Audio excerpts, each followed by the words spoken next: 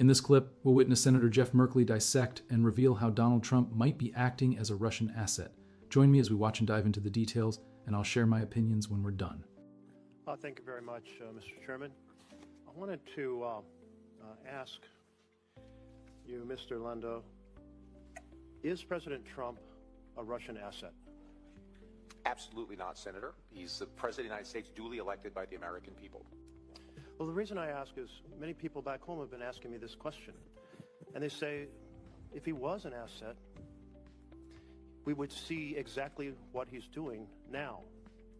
For example, he proceeded to forward or express from the Oval Office propaganda that has been Russian propaganda, that Ukraine started the war, that Zelensky is a dictator. Second of all, he gave away key things on the negotiating table before the negotiations even started, ensuring U.S. would absolutely oppose any possibility of NATO membership for Ukraine. Third, he's cut off the arms shipments to Ukraine, completely undermining their ability against a massive neighbor next door with short supply lines and huge resources. Fourth, he's undermined the partnership with Europe, which has been essential to security over the last 80 years, a major goal of Putin's. And then he's done everything to discredit and dismean Zelensky on the international stage with the just shameful press conference in which he teamed up with the vice president to attack Zelensky. I can't imagine that if he was a Russian asset, he could do anything more favorable than these 5 points. What else could a Russian asset actually possibly do that Trump hasn't yet done? Senator, the president has made it absolutely clear that his top priority is to try to bring peace and end an absolutely savage war. I know you're familiar with the savagery. This is turning into World War I style trench warfare now in eastern Ukraine.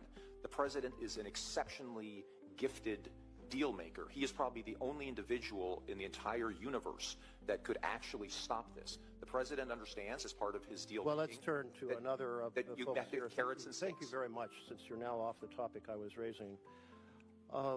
Mr. Whitaker, these 5 things that the president has done that are so favorable to Putin and so damaging to Ukraine and to our partnership with Europe, do you approve of them?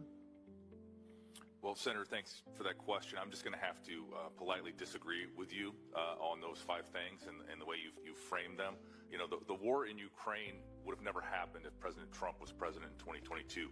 The war in Ukraine happened because of Joe Biden's weakness after I don't think that was the question I Afghanistan. asked, but maybe you could some other time go on television and express those points of view. But do you mind just answering the question I asked? Do you agree with the 5 things that President Trump has done, starting with him expressing Russian propaganda from the Oval Office?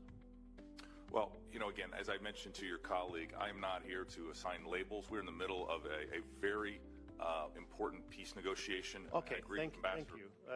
I do hope that we have an administration that works to get the very best deal for Ukraine. But what a Russian asset would do would be to work to get the very best deal for Russia, and that appears to be exactly what Donald Trump is trying to accomplish.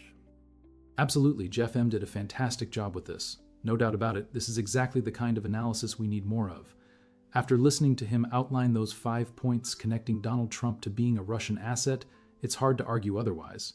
Whether you're a fan of MAGA, not a fan, a Republican, a Democrat, or even if you're here in the UK like I am, whether you're Labour or Conservative, hearing those points makes it incredibly difficult to truly believe Trump isn't aligned with Russia.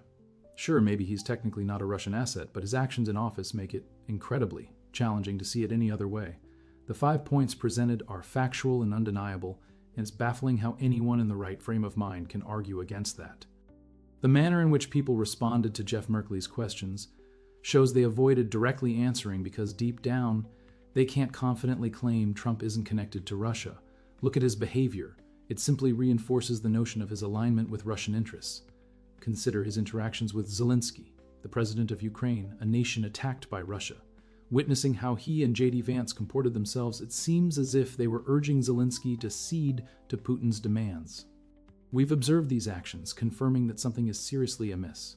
Here in the UK, people from both sides of the political spectrum, left and right, seem to agree there's something off about Trump's dealings. Rumors have circulated that Trump was softened to Russian influence back in the 70s. That's hearsay I can't fully vouch for. If there's evidence out there, drop it in the comments or share a link. I'd love to check it out. From my standpoint, however, it does appear Trump has aligned himself with Russian interests, for better or worse. Growing up, my dad would always tell me, by their fruits you will know them, and through Trump's actions it's clear what kind of tree he is. His behavior paints the picture of someone allied with Russia counter to longtime European partnerships in Ukraine, the subject of aggression. He's persistently tried to belittle Ukraine's president and fuel false claims about the U.S. handing over $300 billion to Ukraine when the reality is closer to $200 billion. We're watching Russian propaganda unfold in the West, and it's impossible to dismiss the notion of Trump being a Russian asset without a hint of doubt. Russian TV, incredibly, is applauding his maneuvers. What does that say about where his loyalties lie? This only supports the view of him being compromised, as Jeff Merkley pointed out. The importance of asking these questions cannot be overstated, and unfortunately the situation for Ukraine seems to be worsening. Recent Russian attacks on Ukraine proceeded without forewarning from the US because such intelligence was cut off. Even if Trump is sincere in seeking peace, why put Ukraine in such a vulnerable position? To me, it all seems to point to Trump being compromised. I'm inclined to say he's operating as a Russian asset, whether he intends to or not, based on his actions and behaviors. I'm curious about your thoughts. Is Trump entangled with Russian interests, or could it just be poor decision-making on his part, inadvertently painting this picture? I have my beliefs, but I'd love to hear yours in the comments. Remember, your likes help with the YouTube algorithm, so hit that thumbs up. And if you're interested in a UK perspective on American politics, subscribe and turn on notifications so you never miss an update. Thanks for your engagement. More content is on the way.